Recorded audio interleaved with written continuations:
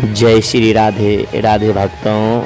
तो इस वीडियो में आप आज जानेंगे कि कलयुग राजा परीक्षित के सिर पे कैसे सवार हुआ और उसे कैसे श्रापित होना पड़ा। तो आप स्वामी नारायण दास जी महाराज के द्वारा सुनेंगे। कलयुग रहता है, द्वितम माने जहाँ जुआ खेल होता है, पान माने जहाँ मदिरा पान होती है, स्त्रियम माने जहाँ वेश्यालय है, और हिंसा जहाँ हिंसा होती है। ये चार स्थान में कलयुग रहता है।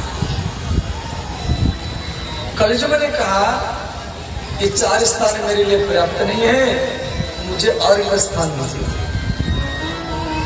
तो सुवर्ण सोना में कलयुग रहता है और एक स्थान दिया गया सुवर्ण। अब भागवत में दिया गया है सुवर्ण में सोना में कलयुग रहता है, और बहुत व्यक्ति हाथ में, नाक में, कान में, गला में सोना पहनता है। तो क्या सोना पहनना नहीं चाहिए? देखो भागवत में दोनों बात दिया गया है, सुवर्ण में भगवान भी रहते हैं और सुवर्ण में कलयुग भी रहता है। दो बात दिया गया कि गीता में से भगवान बोले धातुनाम कंचन अस्मि, मैं ही सुवर्ण हूं। अब लिखने वाला तो एक है, व्यास जी गीता लिखे, व्यास जी भागवत लिखे, तो दो बात कैसे हो जाए? क्या सोना दो प्रकार के होते हैं? व्यास जी बोले सोना दो प्रकार के होते हैं, एक नीति, एक अनीति। नीति से मेहनत करके, मजदूर करके, खेती करके जो आप धन कमाते हैं, उसी धन में आप सोना खरीद करके गला में, हाथ में, कान में पहनेंगे, वो सोना में भगवान रहते हैं। वो सोना पहनने से आपका प्रतिष्ठा, सम्मान, धन बढ़ेगा और आपका बिगड़ता हुआ काम भी बन जाएगा। तो उसी सोना में भगवान रहते हैं। सोना सबको पहनना चाहिए, वो भी नीति से मेहनत करके जो धन कमाते हैं उसी से। आपको पहले देखना है ये धन, ये जो सोना मैं खरीद कर रहा हूं, ये किस प्रकार के धन से मैं खरीद कर रहा हूं। अब दूसरा है अनीति, बेईमानी से, रिश्वत लेकर के, घूस लेकर के, भ्रष्टाचार से, आतंकवाद से जो धन आप कमाते हैं, आप सोचेंगे मेरे पास इतना धन आ रहा है, हमें सोना खरीद ले लो।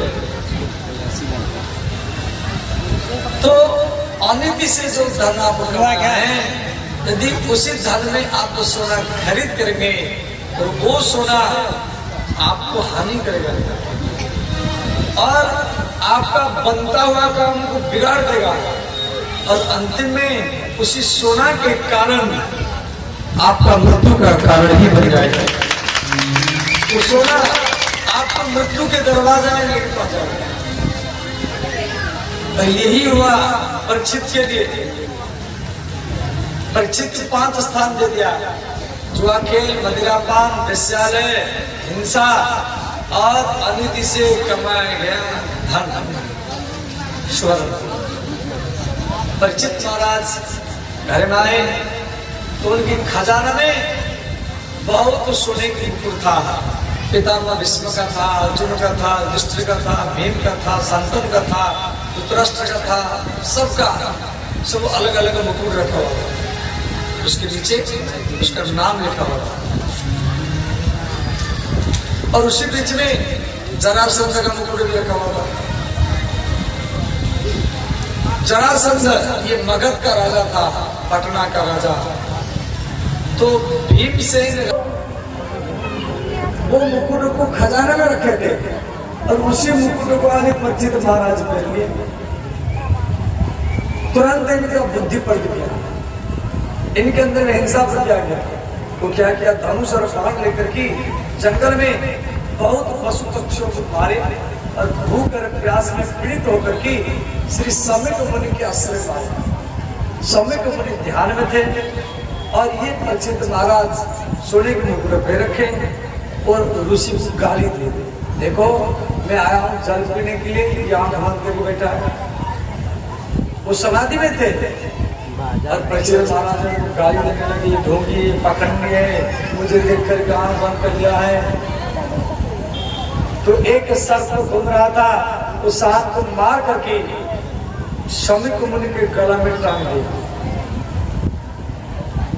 और अपना राजधानी में चले गए और मुकुट उतार दिए, अपनी पत्नी इरावती का हाथ में दिए। तुरंत उनका बुद्धि सुधर गया, मन में बड़ा पश्चाताप हुआ, इतने बहुत बड़ा अनर्थ किया हूँ, बहुत पशु पक्षियों को मारा हूँ और एक ब्राह्मण के गला में मैं एक सर्प को टांग कर दंडम भारती, मुझे दंड कौन देगा? मैं राजा हूँ, मैं सबसे दंड देता हूँ, मुझे कौन दंड देगा? ये तो बहुत बड़ा गलत किया है। इधर से सम्यक मुनि के पुत्र श्रृंग मुनि वो नदी में नहा रहे थे, उनको जाके कोई बोल दिया, आपके पिता के गला में राजा परीक्षित ने सर्प को लटका के गया, इनके सिर पर दुश्चिन्ह था। तो श्री श्रृंग मुनि थोड़ा जल में, थोड़ा हाथ में जल लेकर के वो अभिशाप दिए। श्री श्रृंगी उवाच इति लंघित मर्यादा तक्षकः सप्तमे अहनि तक्षयति स्म कुलंगारो उदित में तात द्रुह्यम।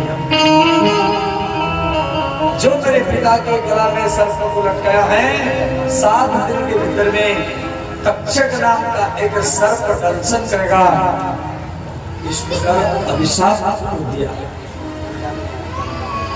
महाराज श्रृंग मुनि सम्यक मुनि के सामने आकर के रोने लगे। सम्यक मुनि की समाधि उतरने का समय था, यानी उनके रोने से इनका समाधि नहीं टूटा, तो सम्यक मुनि का जब समाधि टूटा, अपने पुत्र को बोले बेटा इसलिए रो रहे। श्रृंग मुनि ने कहा पिताजी, परीक्षित महाराज आपके गला में सर्प को लटका के गए और मैं अभिशाप दिया हूँ, 7 दिन भीतर में उनका मृत्यु होगा।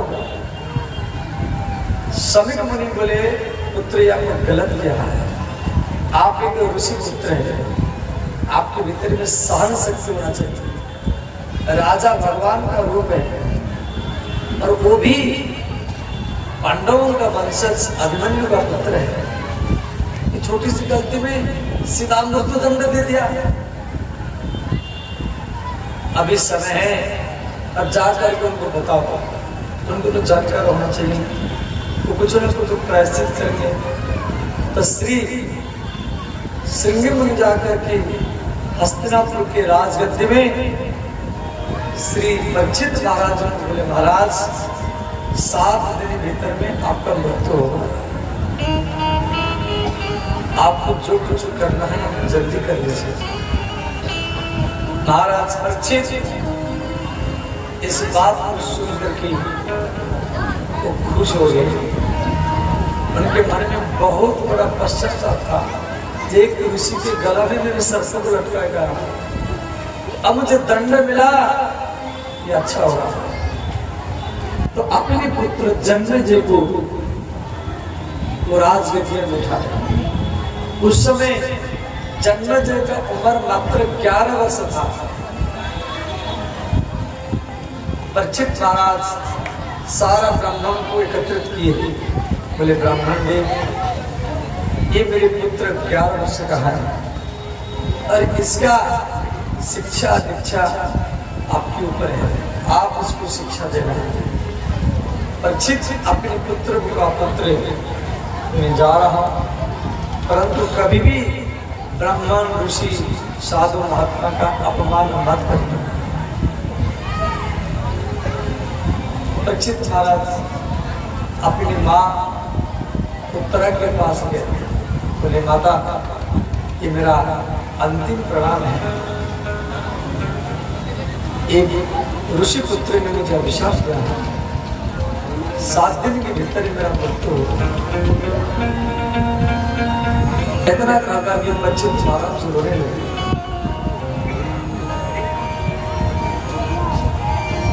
उत्तरा ने कहा पुत्र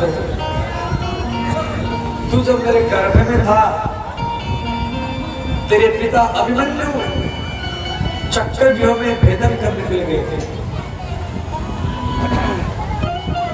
और सारा आभार युद्ध में जो महारथी थे तेरे पिता को घेर करके मार दिए और तेरे पिता के चिताग्नि में सती होने के लिए गए थे। तो मेरे सास द्रौपदी मुझे रोक लिया, कहा बेटी गर्भवती स्त्री को सती होना नहीं चाहिए, तो तेरे कारण में सती नहीं हुई और तेरे पिता भी छोड़ के चले गए और आज तू भी मुझे छोड़ करके जा रहा है। अब मैं किसके आश्रय में जीवित रहूंगा? उत्तरा भी रोने लगी।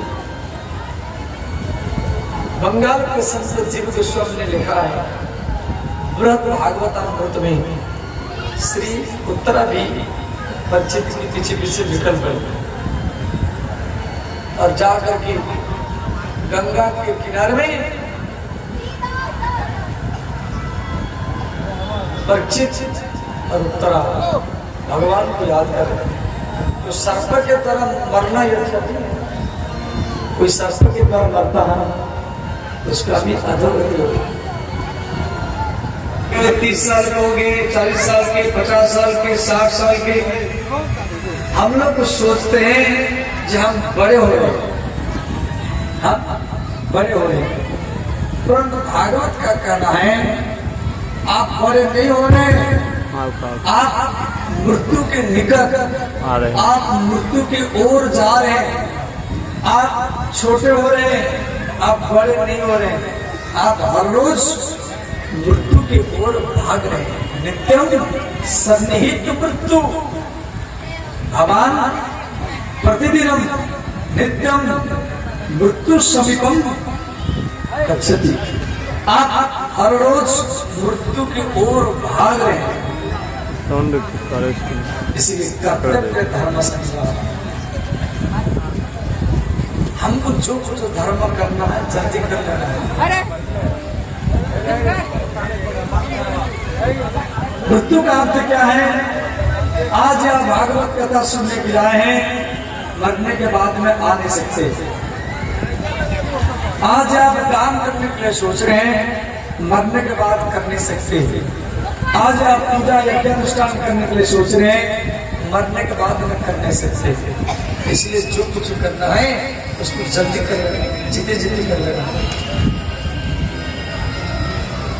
मरने के बाद में मुक्ति मिलेगा नहीं, जीते जीते मिलेगा। अपनी इच्छाओं को मरने से पहले अपनी इच्छाओं को मारना। यदि आप मर गए और आपका इच्छा नहीं मरा तो फिर आप 84 लाख की जन्म में फंस जाएगा, भूत प्रेत बन जाएगा। तो आपका इच्छा नहीं मरा है और व्यक्ति मर गया। इसीलिए सावधान। भागवत का कहना है मरने से पहले इच्छाओं को मार देना और उसके बाद आप जीते जीते मुक्ति प्राप्त कर सकते हैं। जीवन मुक्त व्यक्ति का लक्षण का अलग प्रकार का होता है। और कोई मरने वाला है, बेटी आती है प्रणाम करते हो पहचान नहीं पाता है, बेटा आता है प्रणाम करता है वो पहचान नहीं पाता है, पड़ोसी अंगुली दिखाता है वो गिनती कर नहीं पाता है, समाज सोचता है इसकी देखने की शक्ति चला गया, बोलने की शक्ति चला गया। तो इस प्रकार का मृत्यु मंगल नहीं है। भागवत का कहना है ऐसे मरो जो बार बार मरना न पड़े।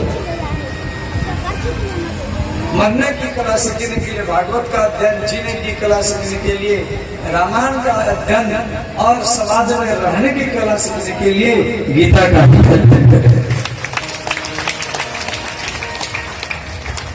और ऐसे मरे बार बार भागवत का कहना है, मरते समय में आपके कान में हरे कृष्ण हरे राम कहने वाला कोई व्यक्ति हो, सिर पर भागवत रामायण गीता हो और मुख में गंगा जल हो, तुलसी का दल हो, तो उसका मृत्यु भी मंगल बन जाता है।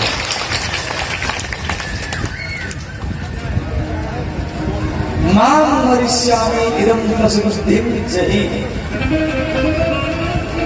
तो श्री सुखदेव जी यहाँ पर पर्यावरण प्रश्न सुखदेव जी परीक्षित का धन्यवाद किए।